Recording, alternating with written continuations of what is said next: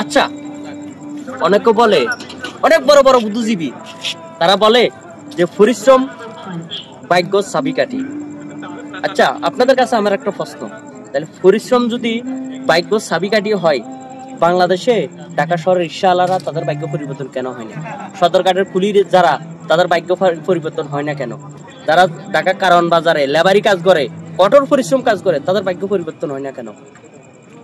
হ্যাঁ, এখানে একটা কথা আছে, পরিশ্রম পরিশ্রম ভাগ্য চাবিকাঠি, সেটা অবশ্যই আপনাকে মেনে চলতে হলে জানার চেষ্টা করে আপনার পরিশ্রমের সাথে মেধাটা খাটাইতে হবে।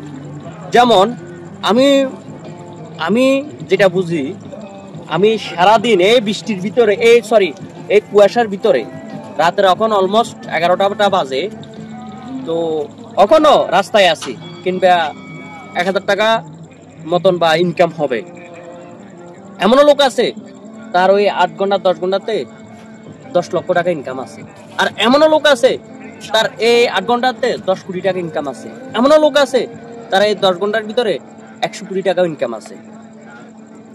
তো এখানে মূলত হচ্ছে, আমি যেন বলছি যে যদি কঠোর পরিশ্রম করে যদি মানুষ যদি বড় লোক হইতো, তাহলে ঢাকা শহরের রিকশাওয়ালারা সবচেয়ে বড় লোক থাকতো, এই বাংলাদেশের শ্রেষ্ঠ ধনীর তালিকায় তাদের নাম থাকতো, এমনকি বিশ্বের ধনীর তালিকায় ওই এলন মাস্ক, জুকারবার্গ ওগো তালিকায় তাদের নাম থাকতো। কিংবা পরিশ্রম, শুধু পরিশ্রম, কঠোর পরিশ্রম ভাগ্য পরিবর্তন করার চাবিকাঠি না। ভাগ্য পরিবর্তন করতে হলে অবশ্যই আপনার শ্রমের সাথে মেধাটা খাটাইতে হবে। শ্রমের সাথে মেধাটা যদি না খাটাইতে পারবেন, আপনার ভাগ্য কোনোদিনও পরিবর্তন হবে না। সাপোজ আমি একটা উদাহরণ দিই, যেমন বাংলাদেশের কৃষকেরা, তারা জ্বরের ভিতরে, বৃষ্টির ভিতরে, কুয়াশার ভিতরে, শীতের ভিতরে যেভাবে কঠোর পরিশ্রম করে, একটা ফুলকপি তারা 1 কেজি ফুলকপি বাংলাদেশের ঢাকা চট্টগ্রামের বাজারে কেজি হিসেবে 50 থেকে 60 টাকা বিক্রি করে। আর অথচ কৃষক থেকে 15 থেকে 20 টাকা ফিস কিনে আনে। শুধু তাই না, ভয়ানক হচ্ছে লাউ ফিজানি কেজিতে বিক্রি করে।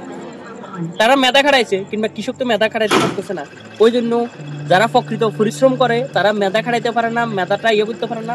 আর আমাদের দেশে যে সরকার আসক, যে রাজনৈতিক দল আসক, কোনো রাজনৈতিক দল, কোনো সরকার এখনো পর্যন্ত যারা কঠোর পরিশ্রম করে, যারা মাঠে ঘাটে কাজ করি খায়, কিংবা তাদেরকে কোনো পৃষ্ঠপোষকতা, তাদেরকে কোনো সচেতনতা, তাদেরকে মনক ফসরানো ওরকম করে না। তো মূলত হচ্ছে পরিশ্রমের সাথে মেধাটা খাটাইতে হবে। মেধাটা না খাটালে আপনার ভাগ্য কখনো পরিবর্তন হবে না। এমনও লোক আছে আমি দেখছি ঢাকা শহরে টানা 40 বছর 45 বছর রিক্সা চালা, কিংবা সে কখনো নিজের রিক্সা, মানে সে ভাড়া রিক্সা চালাইতেছে, কিংবা কখনো ভাড়া রিক্সা চালাইতেছে, কিংবা সে নিজে আরেকটা রিক্সা কিনতে পারে না, কেননা তার সচেতনতা ছিল না।